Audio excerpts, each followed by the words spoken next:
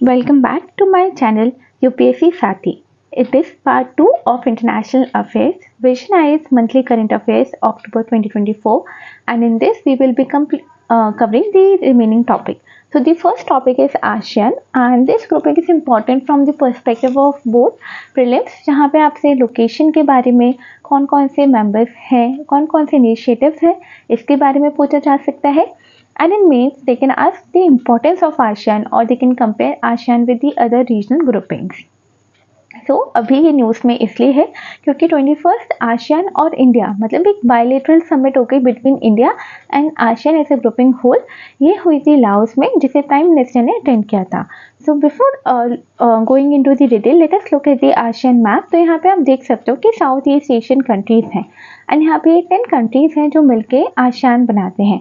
तो Myanmar is the only country, एक ASEAN ऐसी कंट्री जिसके संग इंडिया बॉर्डर मैच करता है, इसलिए म्यांमार को इंडिया का ASEAन के लिए गेट भी कहा जाता है. So Myanmar is the gate to ASEAN for India, right. And यहाँ पे आप थाईलैंड को देख सकते हो, लाओस है, वियतनाम है. So Vietnam shares the border with the South China Sea यहाँ पे आपको मिलेगी, ठीक है. जो लाओस है आप देख सकते हो ये एक लैंडलॉक कंट्री है. Then we have Malaysia, Singapore. So Singapore is at the tip of Malaysia. Then we have Indonesia. Then ये ब्रुनाई जो कि ये पूरे आर्किपेलगो पे है, फिलीपाइंस, ठीक है. तो ये 10 कंट्रीज से together make the ASEAN nation, right. यहाँ पे आप क्या मुझे कुछ इंपॉर्टेंट स्टेट बता सकते हो? कैन यू से ये कौन सा स्टेट है? क्या ये मलक्का स्टेट है? जावा स्टेट कहाँ है? सोंडा स्टेट कहाँ है? Just look into your map. Okay, now let's read about ASEAN. तो ASEAN एक इंटर गवर्नमेंटल ग्रुपिंग है, मतलब अलग अलग कंट्रीज ने मिलकर एक ग्रुपिंग बनाया है जिसका mainly focus political and economic है. इसे 1967 में बैंकॉक में बनाया गया था. बैंकॉक कहाँ पे है? इज इट इन थाईलैंड, ठीक है. तो इसे ASEAN डिक्लेरेशन बोलते हैं. यार वैसे तो प्रीलिम्स में नहीं पूछा जाता, बट अगर मेंस में कभी आए और अगर आपको एडिशनल कुछ इन्फॉर्मेशन लिखना हो तो you just have a rough idea कि it was made in 1967. 10 members है. फाउंडिंग मेंबर्स 5 कंट्रीज थे जो से मैंने हाईलाइट किया है. तो Thailand, Philippines, Singapore, Malaysia, Indonesia. Singapore, Malaysia, Indonesia, Thailand and Philippine. और हेडक्वार्टर का है जकार्ता, इंडोनेशिया में. क्या इंडोनेशिया की अभी भी कैपिटल जकार्ता है या बीच में उसने उसे शिफ्ट किया था? Can you tell me? Now ASEAN जो समिट होती है वो रीजनल इश्यूज को डिस्कस करते हैं. रोटेटिंग प्रेसिडेंसी होती है इन 10 कंट्रीज में, एनुअली चेंज होती रहती है. एक कोऑर्डिनेटिंग काउंसिल है जो कि जो भी डिसीजंस लिए जाते हैं उन्हें इम्प्लीमेंट करता है. Then we have a secretariat जो कि सपोर्ट करता है जो भी हमें इम्प्लीमेंटेशन करना है, एक्टिविटीज़ है. एक रीजनल फोरम है जहाँ पे फोरम मतलब जहाँ पे डायलॉग और कॉपरेशन होगा. So India has joined it in 1996. Decision making यहाँ पे कंसेंसस और कंसल्टेशन से की जाती है, मतलब किसी एक कंट्री का डोमिनेंस नहीं है. ASEAN फ्यूचर फोरम जो है ये एक इम्पॉर्टेंट है क्योंकि जो 43rd ASEAN समिट हुई थी 2023 में, इसे प्रपोज किया गया है वियतनाम के द्वारा. और ये एक ऐसा प्लेटफॉर्म होगा जहाँ पे ASEAN कंट्री और उनके जो पार्टनर कंट्रीज हैं लाइक इंडिया है, so they will share new ideas and India is a founding member of this grouping, right, forum. Then अभी जो ये समिट हुई है 21st ASEAN इंडिया समिट में, इसमें बेसिकली क्या होगा? देखो अगर हमें कुछ भी पॉलिटिकल स्ट्रैटेजी बनानी होती है तो हम कॉम्प्रिहेंसिव स्ट्रैटेजिक पार्टनरशिप्स करते हैं. अगर इकोनॉमिक होता है तो हम ट्रेड डील्स करते हैं. तो वही सारी चीज़ें होती हैं जैसे ASEAN India comprehensive strategic partnership. तो इस पर अभी प्रोग्रेस हुई है, ठीक है. India ASEAN action plan of action है 2026 से 2030 के लिए. Then we have a comprehensive strategic partnership. एक गुड्स एंड ट्रेड अग्रीमेंट में इसको रिव्यू किया जा रहा है जिससे बाद में इसे किया जाए. एक इंडिया फंड बनाया गया है फॉर द डिजिटल फ्यूचर, ठीक है. एंड डिजिटल ट्रांसफॉर्मेशन को फॉरवर्ड ले जाने के लिए, क्रॉस बॉर्डर पेमेंट्स को इंक्रीज करने के लिए. तो ये जो 10 पॉइंट प्लान है इसमें क्या क्या है? जैसे टूरिज्म को हम प्रमोट करेंगे. ASEAN India year of tourism होगा 2025 में. कमिटमेंट ऑफ $5 मिलियन है, ठीक है. और वुमेन साइंटिस्ट कॉन्क्लेव है तो इसको प्रमोट किया जा रहा है. ट्रेड अग्रीमेंट है. फिर 10 years of Act East Policy. So we know ASEAN countries are very important from the perspective of Act East Policy, जहाँ पे हम एक्सटेंडेड हमारा जो नेबरहुड है ASEAN वहाँ पे फोकस करते हैं. स्कॉलरशिप है, नालंदा यूनिवर्सिटीज़ को बहुत प्रमोट किया जा रहा है. डिजास्टर रेसिलियंस, ठीक है. ASEAN इंडिया फंड है. तो ये एसएच प्रीलिम्स में डायरेक्ट नहीं आएंगे, but you should have a fair idea कि अगर कभी मेंस में लिखने को आए इंपॉर्टेंस के लिए. Workshop on green hydrogen, climate resilience campaign है. एक पेड़ माँ के नाम कैंपेन जो इंडिया ने स्टार्ट किया, इसका ASEAन एक मेंबर बनेगा, ठीक है. उसके बाद साइबर सिक्योरिटी के लिए ट्रैक 1 जो है साइबर सिक्योरिटी डायलॉग शुरू किया है। तो ट्रैक 1 मतलब जहाँ पे formal government to government interactions होंगे। ट्रैक 2 क्या होता है, जो मैंने पहले भी बताया था कि यहाँ पे नॉन गवर्नमेंट जो अनऑफिशियल कम्युनिकेशन होता है। और ट्रैक 1.5 इनके बीच में होता है, जहाँ पे गवर्नमेंट एंड नॉन गवर्नमेंट दोनों मिलके डायलॉग एंड नेगोशिएशंस करते हैं। ठीक है, now what is the importance of ASEAN? So again we will divide into strategic, political, economical, security, disaster management, cultural। ठीक है, तो इकोनॉमिक पार्टनरशिप, तो ASEAN जो है इंडिया का 4th लार्जेस्ट ट्रेडिंग पार्टनर है। Can you tell me largest trading partner कौन है? क्या वो यूएस है, क्या चाइना है, क्या वो यूएई है? ठीक है, ASEAN 11% ऑफ द ट्रेड को काउंट करता है। Bilateral trade is $122 billion. तो एक रफ आइडिया होना चाहिए कि हाँ it is more than $100 billion. ठीक है, इंडो पैसिफिक स्ट्रेटजी के लिए इंपॉर्टेंट है। Connectivity with the north east, जैसे हम म्यांमार से कालाधन मल्टी मॉडल प्रोजेक्ट है, IMT हाईवे है, तो नॉर्थ ईस्ट से कनेक्टिविटी के लिए ASEAन इज वेरी इंपॉर्टेंट है ना। ये कालाधन मल्टी मॉडल है। Balancing China, so we know China की जो 9 डैश लाइन है साउथ चाइना सी में, इट ऑल्सो पुट मतलब अपनी असर्टिवनेस दिखाता है वियतनाम या फिलीपाइंस पे। तो ASEAN बिकम्स वेरी इंपॉर्टेंट कि हम चाइना की जो असर्टिव पॉलिसी उसे काउंटर बैलेंस कर पाए। मैरी टाइम सिक्योरिटी के लिए, इंडो पैसिफिक रीजन के लिए इंपॉर्टेंट है। Tourism, soft power, cultural exchange के लिए इंपॉर्टेंट है। ठीक है, और अगर रीजन के लिए देखें अगेन वही है जो पॉलिटिकल इकोनॉमिक सेंट्रलिटी होनी चाहिए। Asia Pacific Indian Ocean region के लिए रूल बेस्ड ऑर्डर स्टैब्लिश करने के लिए ग्रेट पावर राइवलरी जो है यूनाइटेड स्टेट चाइना, तो कहीं ना कहीं it is the Asia which has become the new play ground है ना। तो बैलेंस करने के लिए इट इज इंपॉर्टेंट। कनेक्टिविटी, जैसे एक मास्टर प्लान है ऑन ASEAN कनेक्टिविटी। चैलेंजेस क्या है? अगेन जो इकोनॉमिक कंसर्न है, जो हमारा FTA है विद ASEAन, वो बहुत ज़्यादा उनके लिए फेवरेबल है। हमारा ट्रेड डेफिसिट हो जाता है। हमने RCEP जो अगेन ASEAन कंट्रीज, चाइना जैसी कंट्रीज का मिलके एक FTA उसे हमने ज्वाइन नहीं किया था, बिकॉज वो कहीं ना कहीं हमारे डोमेस्टिक इंडस्ट्रीज के लिए बेनिफिशियल नहीं था and we were not ready for it now. ठीक है, ट्रेड इम्बैलेंस है 9 बिलियन से बढ़ गया $43 बिलियन का डेफिसिट हो गया है। मल्टीलेटरल इंगेजमेंट नहीं है अभी भी। हम जैसे इंडिया और ASEAन इंगेज करें, बट एक मल्टीलेटरल पे अभी नहीं हो पा रहा है। चाइना का इन्फ्लुएंस जो है ASEAन कंट्रीज में बढ़ रहा है। ठीक है, and delay in completing infrastructure, जैसे IMT हाईवे है या कालाधन है, या अभी तक कंप्लीट ही नहीं हुए, तो कहीं ना कहीं इंडिया की जो इमेज है उसको इम्पैक्ट करता है। ठीक है, और भी जो ग्रुपिंग्स उनका भी अगर हम इम्पैक्ट देखें, जैसे क्वाड है, तो क्वाड को क्या एशियन नाटो व्यू करता है चाइना, या फिर कहीं ना कहीं अगर क्वाड की सिग्निफिकेंस बढ़ती है तो वो ASEAन की सेंट्रलिटी की उसको कहीं ना कहीं इम्पैक्ट करता है। Quad becomes more important. ठीक है, तो फान जो फ्रेमवर्क है तो वो बनाया गया था to prevent the external interference, zone of peace, freedom and neutrality. तो ये ASEAन का ही है, बट कहीं ना कहीं अगर क्वाड स्ट्रेंथन होता है तो उसको भी वो इम्पैक्ट करेगा। सार्क है, तो सार्क में it can support it also. SAARC कौन से कंट्रीज का है? जैसे इंडिया हो गया, नेपाल है, भूटान है ना। सो 8 जो साउथ एशियन इकोनॉमीज है उसका ग्रुपिंग है। बेसिकली इंडिया का जो नेबरहुड है उन्हीं से सार्क बना हुआ है, तो कहीं ना कहीं उसको कॉम्प्लीमेंट भी कर सकता है। ऐसी बिम्स्टेक है, तो बिम्स्टेक तो एक ब्रिज की तरह काम करता है, सार्क कंट्रीज को भी जोड़ता है और ASEAन कंट्रीज को भी, क्योंकि बिम्स्टेक में कौन है? Myanmar, which is an ASEAN country. India, Nepal, Bhutan, these are SAARC countries है ना। Then what is the way है, तो एक 10 पॉइंट प्लान जो अभी हमने देखा था, जिसमें टूरिज्म है। ठीक है, और अभी हमने देखा था टूरिज्म है, and then we have green hydrogen, disaster है, वुमेन साइंटिस्ट है, फ्री ट्रेड अग्रीमेंट है। तो हम उन्हीं सब चीज़ों को प्रमोट करें और अच्छे से इम्प्लीमेंट करें, ट्रेड टाइज बढ़ाएं, मैरीटाइम कॉपरेशन बढ़ाएं, होस्ट कनेक्टिविटी, जो भी प्रोजेक्ट्स उनको जल्दी से कंप्लीट किया जाए। The next grouping that we have BRICS. So BRICS is literally very important because बहुत सारे डेवलपमेंट हो रहे हैं, एंड इसे एक ऐसा एशियन पावर, यूरेशियन पावर देखा जा रहा है जो कि वेस्टर्न डोमिनेटेड जो भी ग्लोबल इंस्टीट्यूशंस हैं, G7 हो गया या फिर हमारे जो भी IMF है, वर्ल्ड बैंक है, तो उनके लिए एक पैरेलल ऑर्गेनाइजेशन की तरह it is emerging. So BRICS is very important. ठीक है, और अभी जो 16th ब्रिक्स समिट हुई थी रशिया में, हुई थी कजान में, and PM Modi visited it. So it was his second visit to Russia amid this war, and this visit was very important and it was very successful. इसी के line में Modi ji and Chinese counterpart they also met, and उसी का एक हमने जो result है वो देखा था कि जो डिसएंगेजमेंट जो भी हो रहा है LAC पे, so it was one of the result of it, right. तो BRICS summit was very successful, it is very important. और अभी हमने देखा था कि ब्रिक्स एक्सपैंड भी हुआ है, तो हम इन सब चीज़ों को देखेंगे। तो अगर हम ऑरिजिन देखें तो ब्रिक्स का जो नेम है वो जिम सो नील ने 2001 में कॉइन किया था।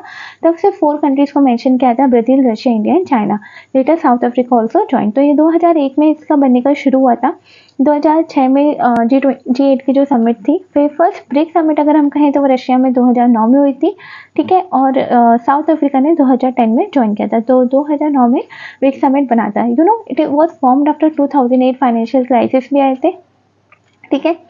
नाउ अभी जो है वो कजान में, क्योंकि समिट हुआ था तो कजान डिक्लेरेशन निकला है। It is focusing on multilateralism, just global development and security. तो मल्टीलेटरलिज्म पे पूरे ग्रुपिंग का बहुत फोकस है। और 3 जो पिलर्स है, अगेन वही पॉलिटिकल सिक्योरिटी होंगे, इकोनॉमिक है और फिर कल्चरल है। यही 3 मेन पिलर्स हो सकते हैं, है ना। अब अगर हम देखें तो members I told you originally Brazil, Russia, India, China, South Africa थे। But we know last summit में जो 5 न्यू मेंबर्स ज्वाइन हुए थे, एंड इस समिट में जो अभी रशिया में हुई इसमें इन लोगों ने पार्टिसिपेट भी किया था। तो we have 2 from Middle East, we have UAE and we have Saudi Arabia, ठीक है, 2 Arabian powers. Then we have 2 African powers, Ethiopia and Egypt, and 1 is Iran, जिनकी इनसे बनती तो नहीं है। तो we have UAE, we have South Arabia, US, then we have Iran, and then we have Egypt and Ethiopia, IEE US, ठीक है। तो ये 5 नए मेंबर्स हैं और they together represent 45% of the world population. It is very easy to remember. अगर आप just calculate करो कि 18% इंडिया रिप्रेजेंट करता है, सिमिलरली 18% अराउंड चाइना का रिप्रेजेंट करता है, तो 36% तो करीब यही हो गया। तो 45 तो ईजिली हो ही जाएगा। एंड 37%, तो आप इसको 35-36 कर लो % of the world GDP। Similarly अगर आप इसको कंपेयर करो ऑन द कॉन्ट्रास्ट की EU सिर्फ 14% ऑफ द वर्ल्ड GDP को रिप्रेजेंट कर रहा है आज की डेट में। G7 जो कि वर्ल्ड 7 लार्जेस्ट इकोनॉमिक्स ग्रुप है, it represents only 29% of the world GDP। उसके कंपैरिजन में ब्रिक्स 37% को होल्ड करे। सो दिस इटसेल्फ शोज कि how BRICS is powerful, how much important it is, है ना। And it is the Asian economies now which are rising.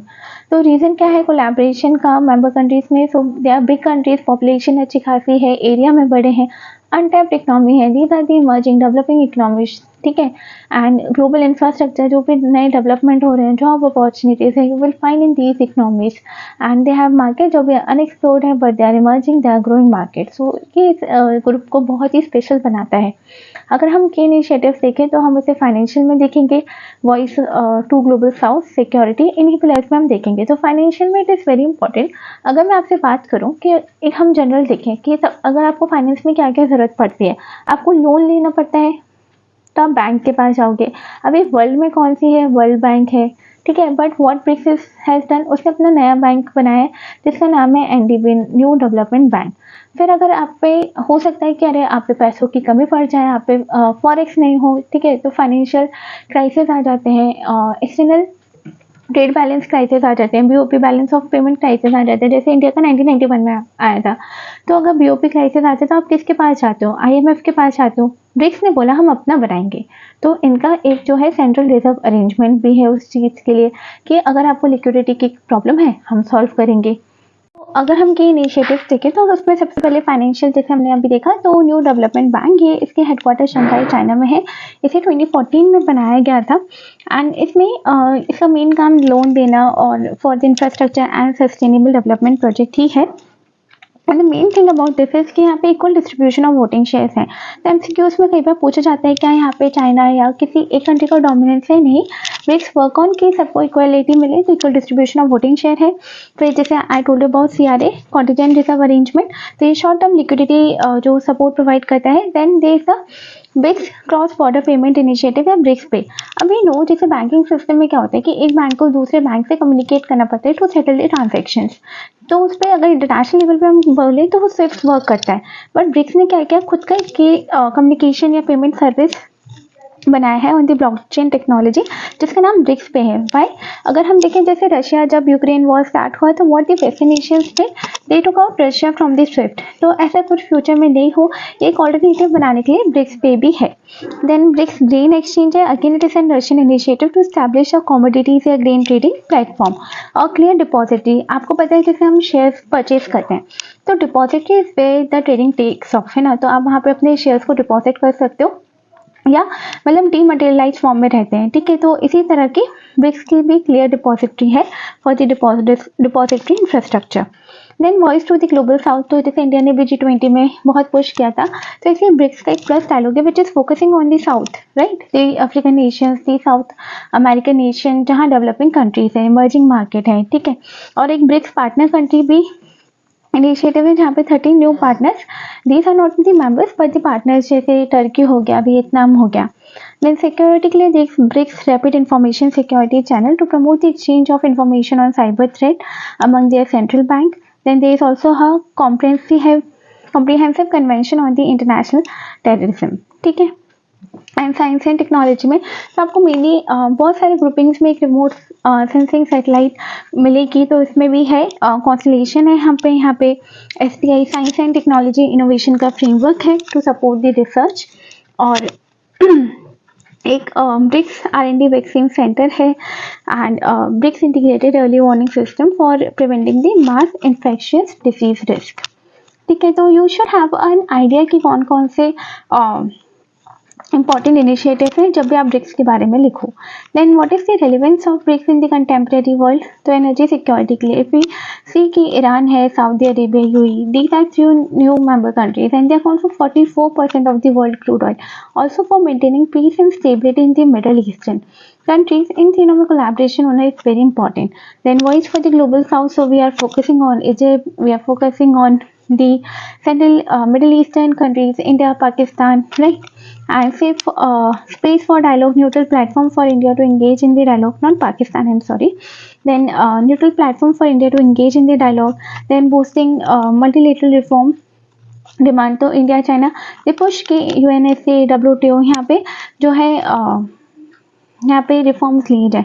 But what are the challenges, तो एक तो under utilisation of economic potential, so we have seen कि इसकी G7 जैसे group से भी ज़्यादा GDP स्टिल जो इंट्रा ब्रिक्स ट्रेड है, मतलब ब्रिक्स की कंट्रीज में आपस में ट्रेड इतना नहीं है, बट बहुत कम, it is only 2.2%। And geographical separation, dominance of China बहुत है, चाइना बहुत ट्रेड सरप्लस कंट्री है। Then credit rating agency propose किया था बट बना नहीं। इनफैक्ट जो ब्रिक्स करेंसी का आइडिया है अभी रिसेंट समिट में भी इट वाज हाईलाइटेड, बट अभी तक ये जो है इम्प्लीमेंट नहीं हुआ है। Then inability to create the alternate global financial institution, अभी भी जो ब्रिक्स न्यू डेवलपमेंट बैंक है या कॉन्टिनेंट रिजर्व अरेंजमेंट है इतना उठे नहीं है, ठीक है। लिमिटेड पार्टनरशिप्स हैं and inability to influence the global institution, so they hold only 19% of the voting power, ठीक है। And India and Brazil are the largest recipient of IBRD loan, but इतना भी उन पर पावर नहीं है।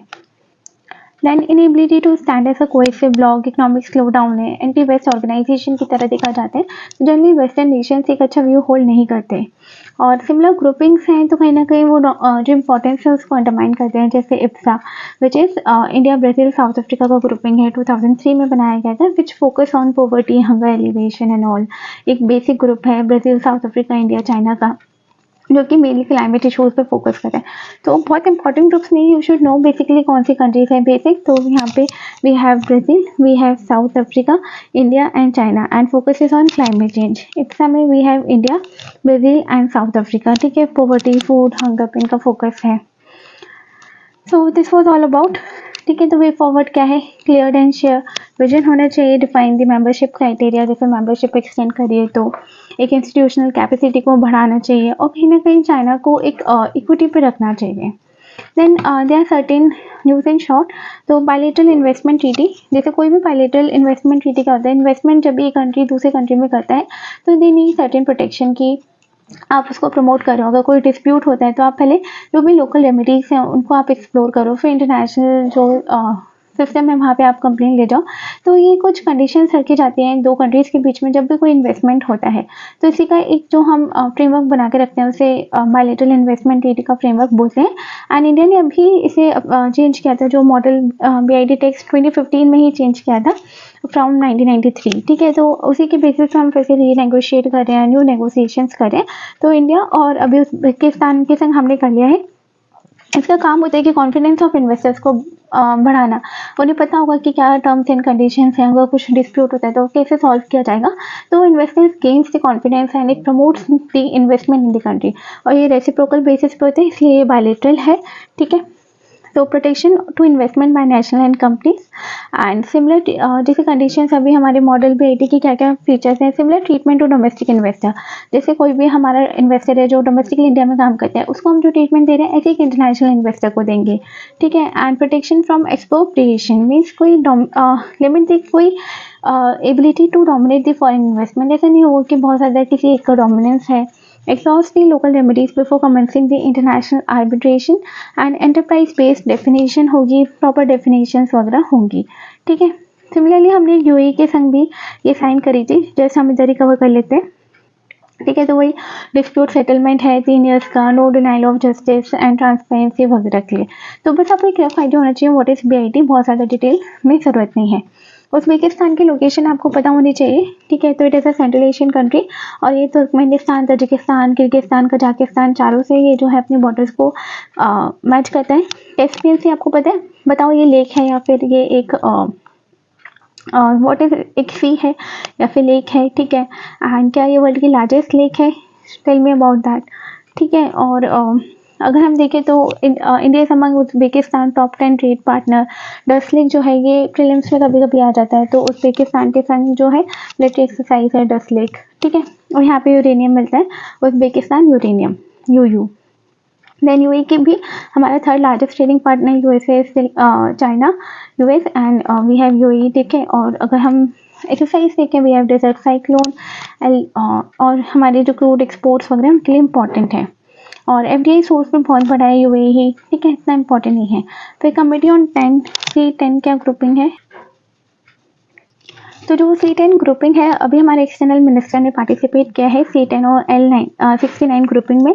तो जो L69 ग्रुपिंग है it consist of countries from Africa, Latin America, Caribbean and Pacific Asia. India का मेंबर है, बस आपको इतना पता होना चाहिए कि इंडिया के मेंबर और मेनली जो साउथ और मतलब जो डेवलपिंग कंट्रीज उनका ग्रुप है। और C10 जो है 10 अफ्रीकन मिनिस्टर्स का ग्रुप है फाइनेंस, और जो सेंट्रल बैंक गवर्नर्स होते हैं ऐसी 10 अफ्रीकन कंट्रीज के मिनिस्टर्स का ग्रुपिंग है, ठीक है। तो ये African population, African participation in international finance institution जैसे वर्ल्ड बैंक वगैरह के, उसमें अफ्रीकन पार्टिसिपेशन बढ़े उसको प्रमोट करता है। फिर UK hand sovereignty of Chagos island to Mauritius. Now आपको पता होना चाहिए शागोस आइलैंड पे क्या था कि डिस्प्यूट चल रहा था। They were earlier part of Mauritius but Britain और ये कहीं ना कहीं पहले जो है फ्रेंच ने इनको कॉलोनाइज कर लिया था in the 18th century and then they ceded it to British in 1814। तो ये इनके अंडर कंट्रोल में था और ब्रिटिश ने इसे ब्रिटिश इंडियन ओशन टेरिटरी का दर्जा दिया था इन 1965 और तब से ये लोग कंट्रोल करके बैठे थे, ठीक है। And then it was detached by the UK from Mauritius in 1965 and now फिर उस पर हम बहुत लंबे टाइम से एक लिटिगेशन चल रहा था।